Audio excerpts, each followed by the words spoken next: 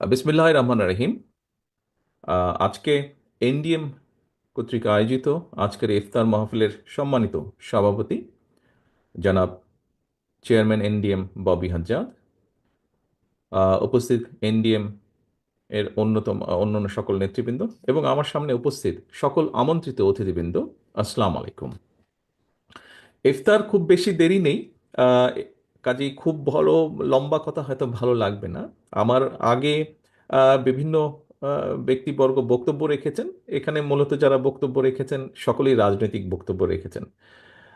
এখানে আমার কিছুক্ষণ আগে মাহাদি আমিন একটি বক্তব্য রেখেছে এবং তার একটি কথাই সে বলেছে, যেহেতু এখানে আমরা মূলত রাজনৈতিক নেতৃবৃন্দ বা রাজনৈতিক কর্মীবৃন্দ এখানে উপস্থিত আছি, স্বাভাবিকভাবেই অনেকগুলো দল আমরা এখানে আছি এবং স্বাভাবিকভাবে প্রত্যেকটি দলের আদর্শ তো একদম এক হবে না, অবশ্যই আলাদা আলাদা কিছু আছে। তবে অবশ্যই আমি মনে করি, বিশ্বাস করি, মূল বিষয়টি এক জায়গায় এবং সেটি হচ্ছে গণতন্ত্র বা ডেমোক্রেসি। সেটি হচ্ছে একটি মানবিক বাংলাদেশ। সেটি হচ্ছে একটি বাংলাদেশ যেখানে মানুষের কথা বলার অধিকার থাকবে। সম্মানিত উপস্থিতিবৃন্দ, এই বিষয়ে আমরা অনেকগুলো কথা এর ভিতরেই শুনে ফেলেছি, আমি সেজন্য সেই বিষয়গুলোতে যাব না। এই মুহূর্তে বাংলাদেশের সবচেয়ে একটি বহুল আলোচিত বিষয় হচ্ছে সংস্কার।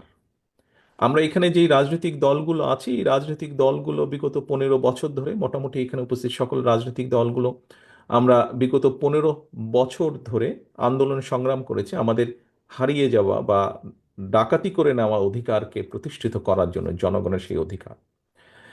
সেটাতে আমরা পার্টলি আলহামদুলিল্লাহ সাকসেসফুল হয়েছি। আমি আমি আমি একজন রাজনৈতিক কর্মী হিসেবে মনে করি। এখন বিভিন্ন আলোচনা চলছে সংস্কারের, বিভিন্ন সংস্কার বলতে আমরা যা যা যেখান থেকে যার যার অবস্থান থেকে বুঝি সেই আলোচনাগুলি চলছে। আহ, যেই কথাটি বলছিলাম যে আমরা রাজনৈতিক দলগুলো এখানে যারা আছি, ছোট বড় মাঝারি যেভাবেই বলি না কেন, বিষয় সেটি নিয়ে, বিষয় হচ্ছে রাজনৈতিক দলগুলো আমরা আন্দোলন সংগ্রাম করেছি এই দেশের মানুষকে মুক্ত করার জন্য, একটি পরিবর্তনের জন্য, ভালো একটি পরিবর্তনের জন্য, মানুষের অধিকার, ভোটের অধিকার, কথা বলার অধিকার যেভাবে বলি সেটিকে প্রতিষ্ঠিত করার জন্য। প্রিয় আমন্ত্রিত উপস্থিতিবৃন্দ, অতিথিবৃন্দ, আহ, আমরা যারা আন্দোলন করেছি সেই দলগুলো কম বেশি অনেকগুলো দল একসাথে বসে আমরা 31 দফা উপস্থাপন করেছি জাতির সামনে। সেই 31 দফা আমরা আজ থেকে প্রায় 2.5 বছর আগে, মোটামুটি কম বেশি 2.5 বছর আগে উপস্থাপন করেছি, যখন অনেকেই বলেননি সংস্কারের কথা। আমরা যেই স্বৈরাচারের বিরুদ্ধে আমাদের দলগুলোর শত শত হাজারো নেতাকর্মী গুম খুনের শিকার হয়েছে, অত্যাচারিত নির্যাতন হয়েছে, সেই সেই স্বৈরাচারের বিরুদ্ধে রক্তচক্ষুকে উপেক্ষা করে আমরা সংস্কারের প্রস্তাব জাতির সামনে উপস্থাপন করেছি। তারই ধারাবাহিকতায় এখন বিভিন্ন জন বিভিন্ন সংস্কারের কথা বলছেন, আলোচনা হচ্ছেন। আমরা যেহেতু প্রথম উপস্থাপন করেছি 2.5 বছর আগে, আমরা তারপরেও এটিকে ওয়েলকাম করি। অবশ্যই জাতির ভালোর জন্য, মানুষের ভালোর জন্য, দেশের ভালোর জন্য যে কোনো বিষয়ে আলোচনা হতেই পারে। তবে এখানে একজন রাজনৈতিক কর্মী হিসাবে, একজন অ্যাক্টিভিস্ট হিসাবে আমি মনে করি কতগুলো বিষয়, অর্থাৎ আমাদের যে রাজনীতি, রাজনীতি আমাদের মূল লক্ষ্য কি? মূল লক্ষ্যই হচ্ছে জনগণ এবং দেশ। সংস্কার আপনারা যদি খেয়াল করে দেখেন, এই মুহূর্তে সংস্কারের যে আলোচনা, সংস্কার নিয়ে যে আলোচনা হচ্ছে, অবশ্যই এটি প্রয়োজন আছে, অবশ্যই এটি প্রয়োজন আছে। আহ, বাংলাদেশের যে সংসদ ব্যবস্থা, সংসদীয় ব্যবস্থা, এটি এক কক্ষ আছে, এটি দ্বিকক্ষ হলে কি কি ভালো হতে পারে, সেটি নিয়ে আলোচনা হচ্ছে। সেটির পক্ষে বিপক্ষে সবই মতামত আছে। একজন ব্যক্তি দুবারের বেশি প্রধানমন্ত্রী, পরপর দুবারের বেশি প্রধানমন্ত্রী হওয়া উচিত নয়। অনেকে মনে করেন তাহলে স্বৈরাচারের যে প্রবৃত্তি, সেটাকে হওয়ার যে টেন্ডেন্সি, সেটাকে রোধ করা সম্ভব হবে। অবশ্যই এই প্রস্তাবনা বিএনপির পক্ষ থেকেই সর্বপ্রথম গিয়েছে, এটি নিয়ে আলোচনা হয়েছে। তত্ত্বাবধায়ক সরকার ব্যবস্থা নিয়ে আলোচনা হয়েছে। আমরা বলেছি আমরা ইনশাল্লাহ জনসমর্থন পেলে, সরকার গঠনে সক্ষম হলে বিএনপি এই কাজগুলো করবে যেগুলো জনগণের চাহিদা, সাংবিধানিক দৃষ্টিকোণ থেকে। রাষ্ট্রপতি প্রধানমন্ত্রীর ক্ষমতার ভারসাম্যর বিষয়ে আলোচনা হয়েছে, প্রস্তাবনা এসেছে, এই বিষয়গুলো চিন্তা ভাবনা হয়েছে। কিন্তু একটু আগে যে কথাটি বললাম, আমরা রাজনীতি করি কাকে ঘিরে? রাজনীতিতে করি এই জনগণকে ঘিরে, এই দেশের জনগণকে ঘিরে। আমরা রাজনৈতিক দলগুলো শুধু এইগুলার ব্যাপারে প্রস্তাবনা দিয়েছি, দেওয়াটাই উচিত, দেওয়াটাই স্বাভাবিক। কিন্তু কেন আমরা রাজনৈতিক দলগুলোর অবস্থান থেকে আরও কিছু বিষয় উপস্থাপন করছি না। আমি তো মনে করি একজন রাজনৈতিক কর্মী হিসাবে যে সমান গুরুত্বপূর্ণ ক্ষেত্র বিশেষে আমরা যেগুলো নিয়ে আলোচনা করি তার থেকে দুই চারটি আমি আপনাদের সামনে উল্লেখ করতে চাই। ক্ষেত্র বিশেষে সেগুলো আরো গুরুত্বপূর্ণ। যেমন এই মুহূর্তে যদি আমরা পত্রিকা খুলি, পত্রিকায় আমরা টেলিভিশনের পর্দায় পত্রিকার পাতায় কি দেখি? আমরা দেখি নিত্য প্রয়োজনীয় দ্রব্যের বা নিত্য প্রয়োজনীয় যে কোনো জিনিস, সেটি খাবার জিনিস হোক, পোশাক আশাক হোক, যেটাই হোক, মানুষের যেটা নিত্য প্রয়োজনীয় বিষয়, সেটি নিয়ে কি পরিমাণ কষ্ট যন্ত্রণায় আছে এই দেশের অধিকাংশ মানুষ।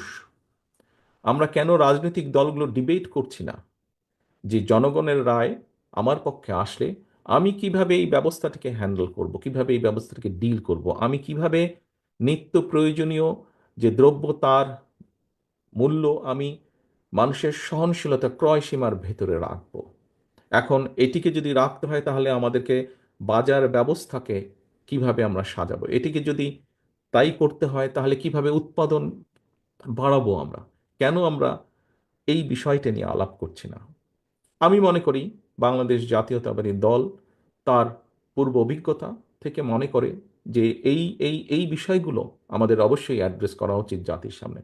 শুধু তত্ত্বাবধায়ক সরকার ব্যবস্থা, শুধু সাংবিধানিক ব্যবস্থা, শুধু ভোটের ব্যবস্থা, বিভিন্ন ব্যবস্থা, সেগুলো যেরকম আলোচনা হওয়া উচিত, তার থেকে বেশি আলোচনা হওয়া উচিত বা সমান পরিমাণ অন্তত আলোচনা হওয়া উচিত কিভাবে মানুষের এই সমস্যার সমাধান করবে, কোন দল কিভাবে করবে। প্রিয় উপস্থিতিবৃন্দ, আমি মনে করি এই আলোচনা নিত্য প্রয়োজনীয় দ্রব্যের বিষয়ে যেমন উৎপাদন ব্যবস্থা, বাজার ব্যবস্থা, এটি নিয়ে যেরকম আলোচনা করা উচিত, এটি নিয়ে যেরকম প্রস্তাবনা থাকা উচিত, ডিবেট হওয়া উচিত বিভিন্ন রাজনৈতিক দলের মধ্যে, যে একজন নাগরিকের 20 কোটির প্রায়, আমরা সবাই জানি জনসংখ্যা কোনোভাবেই 20 কোটির কম নয় এই দেশে।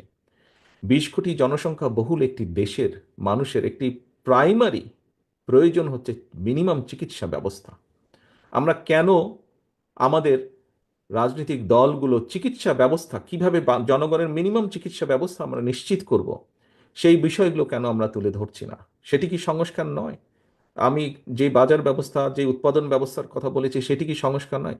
শুধু একজন ব্যক্তি পরপর 2বারের বেশি প্রধানমন্ত্রী হবে না, এইটি আইন করে রোধ করাটাই কি শুধু সংস্কার?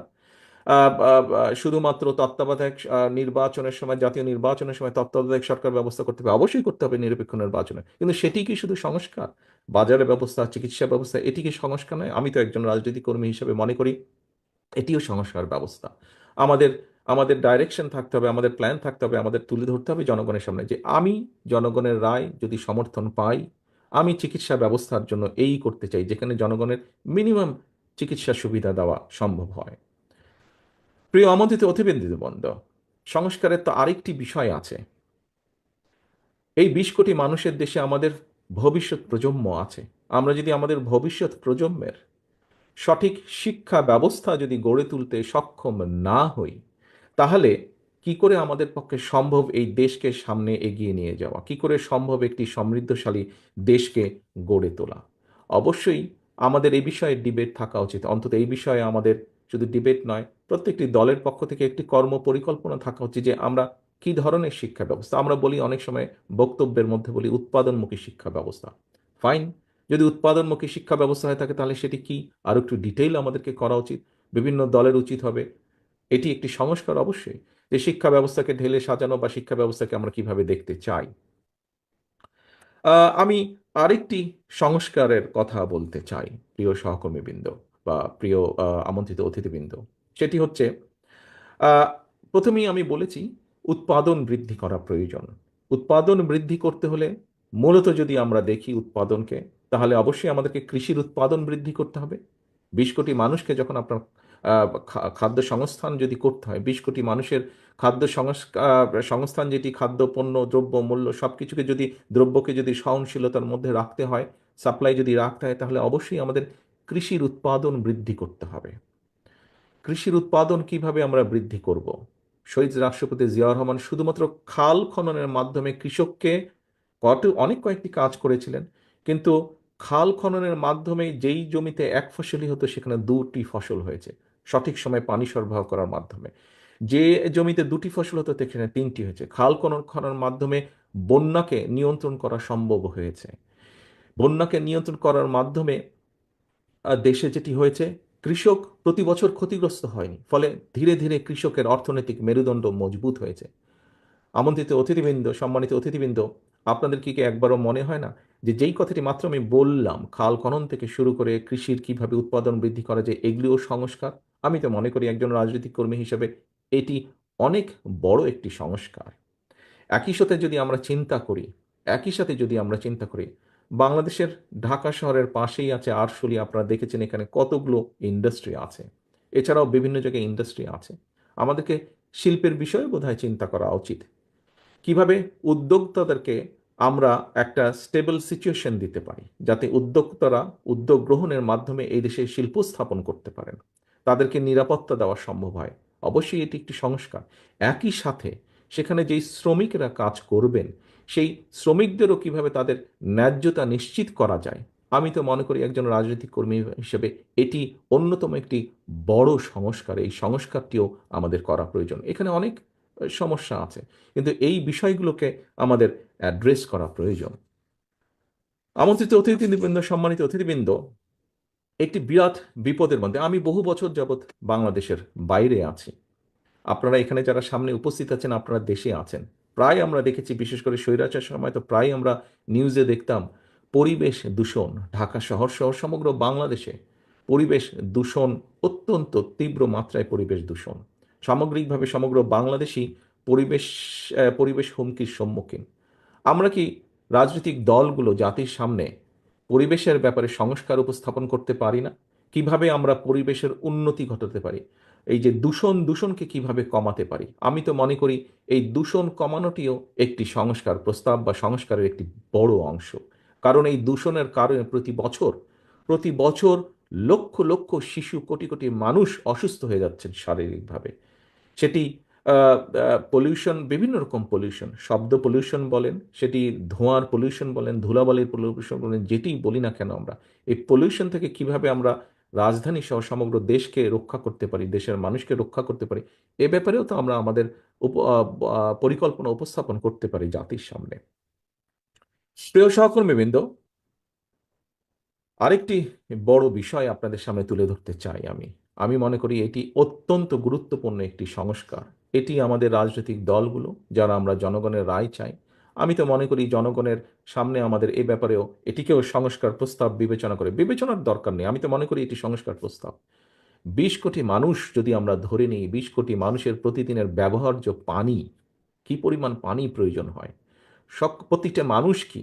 প্রতিটি মানুষ কি তার ব্যবহারের জন্য যথেষ্ট পানি, পিওর পানি কি আমরা সরবরাহ করতে সক্ষম হচ্ছি? আমরা হয়তো হচ্ছি না। তাহলে এই ২০ কোটি মানুষকে কিভাবে আমরা পানির, খাবার পানি বলেন, ব্যবহার্য পানি বলেন, মিনিমাম পিওর পানি আমরা তাদেরকে সরবরাহ করতে পারি? এটি কি একটি সংস্কার প্রস্তাব হতে পারে না? অবশ্যই এটি হতে পারে। আমরা কি চিন্তা করে দেখেছি, সারা বিশ্বে কিন্তু এখন পানি এবং পানির সাথে একই সাথে জ্বালানি, সেটি জ্বালানি বিভিন্নভাবেই হতে পারে, পেট্রোলিয়াম হতে পারে, গ্যাস হতে পারে, জ্বালানি একটি ক্রাইসিস আস্তে আস্তে তৈরি হচ্ছে সমগ্র পৃথিবীতে। ২০ কোটি মানুষের জ্বালানি ব্যবস্থা কি হবে, কি কি হতে পারে, কিভাবে আমরা জ্বালানি কমফোর্ট দিতে পারি মানুষকে, সেটিও তো সংস্কার প্রস্তাব আমি মনে করি। এবং সে ব্যাপারেও আমাদের চিন্তা পরিকল্পনা জাতির সামনে উপস্থাপন করা উচিত। প্রিয় সহকর্মীবৃন্দ, আমাদের এই যে আপনাদের সামনে ইফতারের আর বেশিক্ষণ সময় নেই, আমি বক্তব্য বাড়াবো না। আমি এখানে উপস্থিত যারা রাজনীতিবিদ আছেন, সকলকে আমি অনুরোধ করব, আসুন জনগণের এই বিষয়গুলোর ব্যাপারেও আমরা চিন্তা করি, কথা বলি। আমাদের এই ব্যাপারেও আমাদের কি কি সংস্কার আছে সেগুলো আমরা তুলে ধরার চেষ্টা করি। আমরা আমরা বাস্তবধর্মী সমালোচনা অবশ্যই করব একজন আরেকজনের, কিন্তু সমালোচনা করতে গিয়ে এমন পরিস্থিতিতে যাতে আমরা এসে না দাঁড়াই যেখানে আমরা জনগণের এই ইস্যুগুলোকে, দেশের এই ইস্যুগুলোকে আমরা অ্যাড্রেস করতে ভুলে যাব। আমাদের কাছে অন্য কিছু মুখ্য হয়ে যাবে, এগুলো গৌণ হয়ে যাবে। এটি যদি হয়, তাহলে এই দেশের সম্ভাবনা সব শেষ হয়ে যাবে, নষ্ট হয়ে যেতে পারে। এবং অবশ্যই এটি আমাদের এই ঘরে উপস্থিত কারোরই সেটি চাওয়া নয়। আসুন আমরা এখনই, নিশ্চয়ই আমি যতটুকু জানি এখন মোনাজাত হবে, আসুন আমরা আজকে এই রমজানের দিনে, রোজার সময় আমরা এই মুহূর্তে আল্লাহর দরবারে হাত তুলে আমরা আল্লাহর কাছে আহ, রহমত চাই, যাতে এখানে আমরা যারা উপস্থিত আছি রাজনীতিবিদ হিসাবে, আমরা যাতে এই বিষয়গুলি সহ দেশ ও জাতির প্রয়োজনে যেগুলি গুরুত্বপূর্ণ বিষয়, সেই বিষয়গুলো আমরা একসাথে বসে আলোচনা করে যাতে আমরা জনগণের সেই সমস্যাগুলো ধীরে ধীরে কমিয়ে আনতে সক্ষম হই। আল্লাহ যাতে আমাদেরকে সেই তৌফিক দেন, আল্লাহ যাতে আমাদেরকে সেই রহমত দেন, আমরা আল্লাহর কাছে সেই দোয়া চাই। আবারও আমি এনডিএমকে আজকে আমাকে এখানে আমন্ত্রণ জানার জন্য আন্তরিকভাবে তাদেরকে ধন্যবাদ জানাতে চাই। আমি আন্তরিকভাবে ধন্যবাদ জানাতে চাই জনাব ববি হাজ্জাজকে আমাকে আমন্ত্রণ জানানোর জন্য। সকলে ইনশাল্লাহ সুস্থ থাকবেন, সকলে ইনশাল্লাহ ভালো থাকবেন। আসসালামু আলাইকুম।